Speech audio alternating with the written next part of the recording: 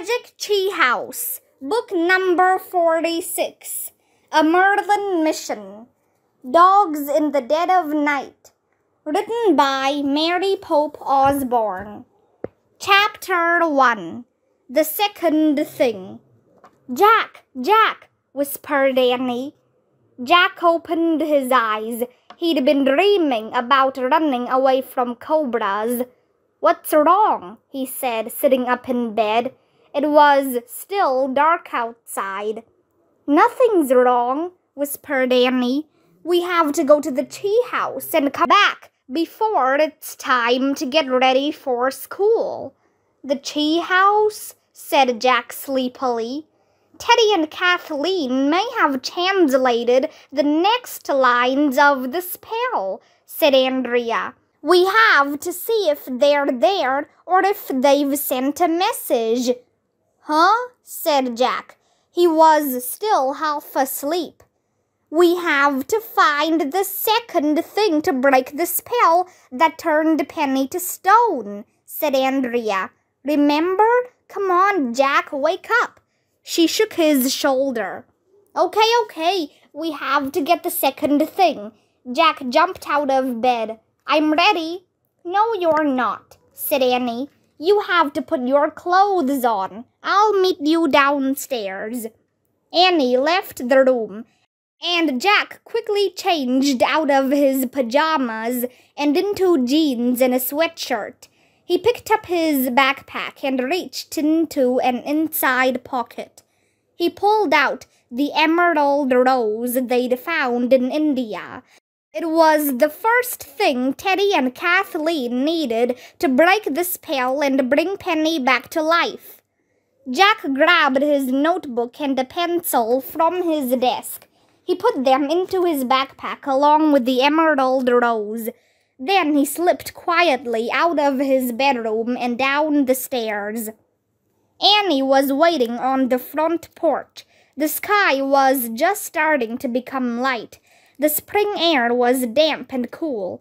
Jack was glad that he had worn his sweatshirt. "All set," said Jack. "Let's go." Jack and Annie ran across the wet grass of their front yard and dashed down the sidewalk.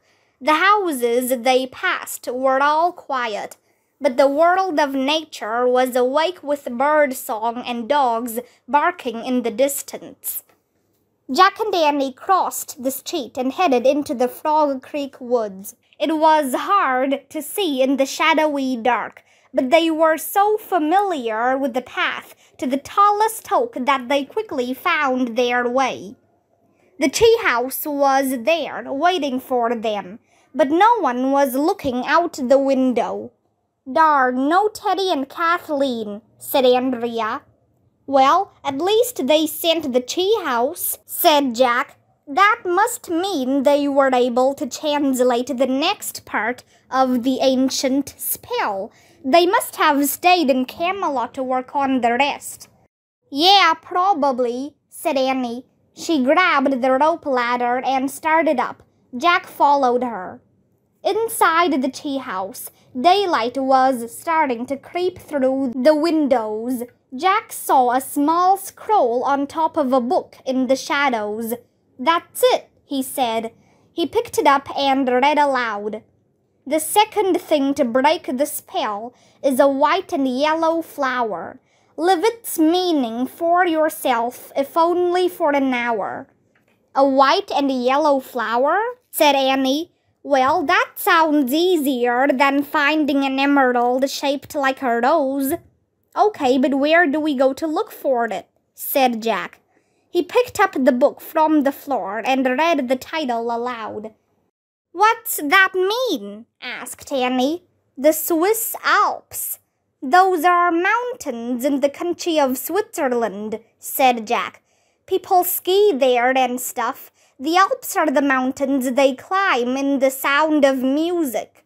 "Oh, that place," said Annie. "Great."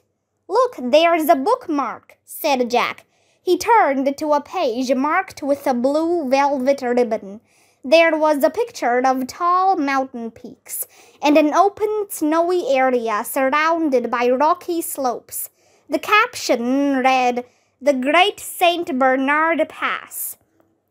"That must be the exact place we're supposed to go," said Jack. "Ready?" "Hold on, there's something else," said Annie. She picked up a small blue bottle from the floor of the shadowy corner. The bottle had a label on it. She read aloud, "One sip with a wish will turn you into anything you want for 1 hour. Use only once. Teddy and Kathleen." "Whoa," said Jack. "Anything we want?" said Annie.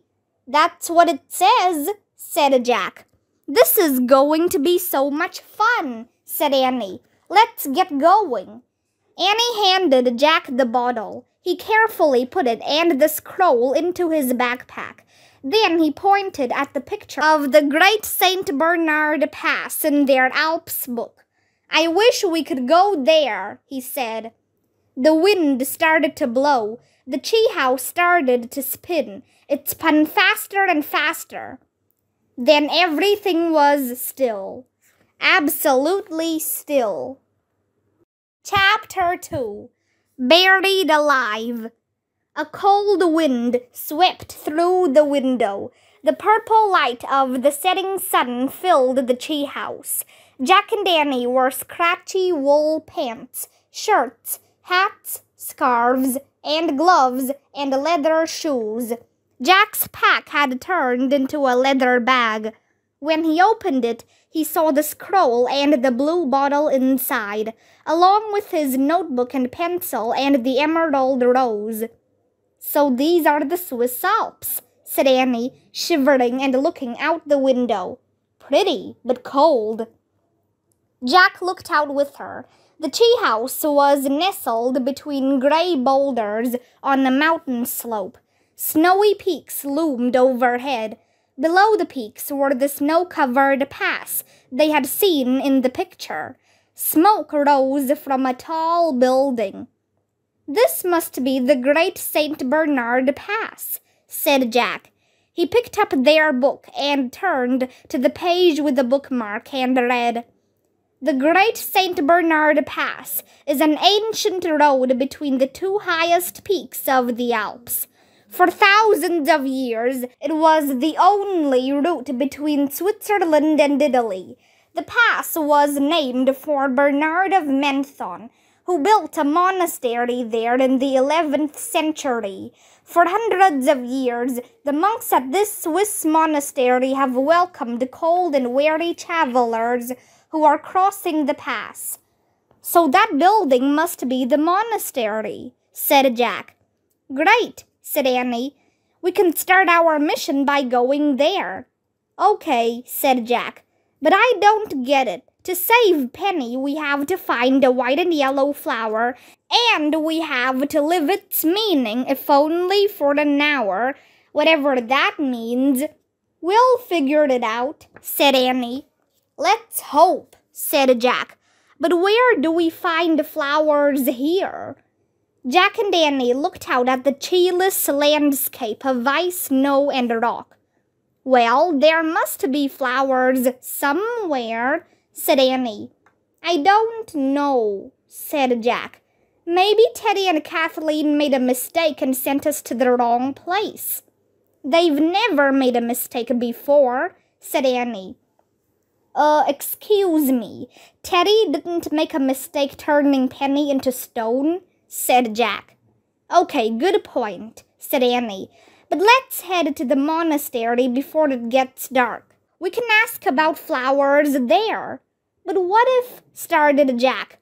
"Stop worrying," interrupted Annie. "Our book says the monks welcome cold, weary travelers. I'm cold, and your questions are making me wary. Come on." She climbed out the window into the snow. "Funny," said Jack. But he was ready to find shelter, too. His face was freezing. He packed up their book and slung the leather bag over his shoulder, then followed Annie out the tree house window. Jack's feet crunched down onto the icy snow. As the sun went down behind the peaks, deep purple shadows climbed over the tall mountains. The monastery in the hollow below was completely hidden in darkness. "We have to hurry," said Annie.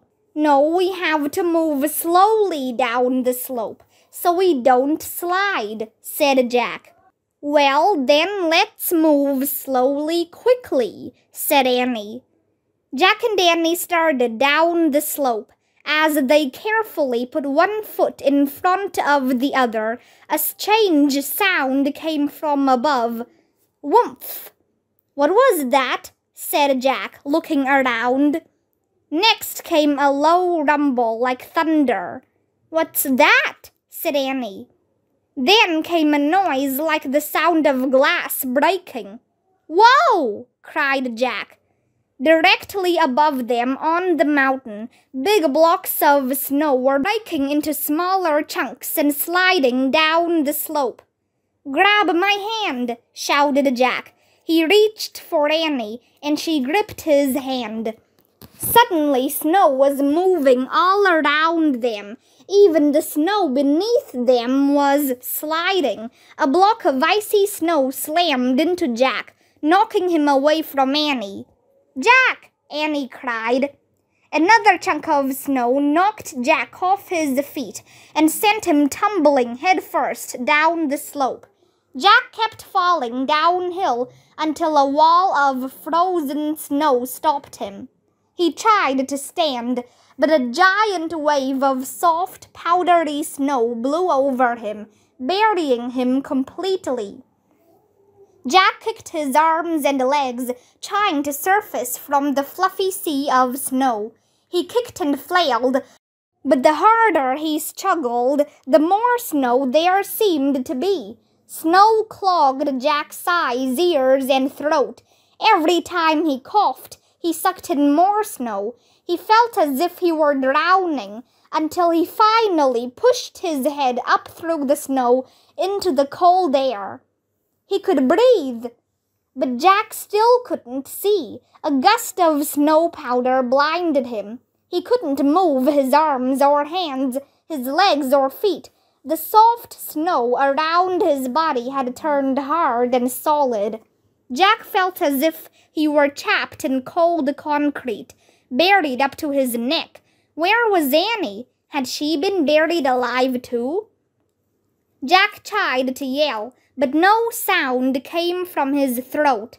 He kept trying to shout for Annie, but it was hopeless. His lips couldn't move. He couldn't even feel his mouth. He couldn't feel his arms or legs, feet or hands. He closed his eyes. He couldn't feel anything, not even the wind that kept blowing snow in his face. "Ow!" Jack screamed in his head. His eyes shot open. He was freezing cold, and creatures were attacking him. They were whimpering, snuffling, panting, whining. Wild dogs, Jack thought with terror. 2 dogs were scratching and digging all around Jack's body. A third dog licked his eyes and ears and the top of his head. Jack felt as if he were about to be licked to death. "Help!" Jack tried to shout, but no sound came from his clogged throat. "Help! Help!" his mind roared. But the 3 huge, panting creatures kept licking him and pawing the icy snow that had chapped Jack's body. As the giant dogs hovered over him, Jack saw flames behind them. Figures in hooded robes were moving about in the fiery light, carrying torches. The figures were scarier than the dogs. "Jack!" came a faint cry. "Annie?" Jack croaked. A man shouted, and the dogs backed off. The flaming torches shone directly on Jack. He could see that he'd been mostly dug out of the snow, but he still couldn't feel or move his body. 2 of the hooded figures leaned down and tightly gripped Jack's arms. They pulled him to his feet. When they let go of him, he started to fall. They grabbed him again and lifted him onto a cloth stretcher. My sister, Jack chattered. He managed to lift his head and look back. In the torchlight, he saw Annie lying on a stretcher, wrapped in a blanket. "She is safe," said one of the men. Who are you?" Jack asked, shivering uncontrollably. He had lost his hat and scarf in the snow. "We are monks from the St. Bernard Monastery," the man answered. He covered Jack with a heavy blanket. "Oh, thank you," whispered Jack. The 3 dogs led the way over the snowy pass, snorting and sneezing and panting. The monks followed, carrying Jack and Annie through the cold, windy dark.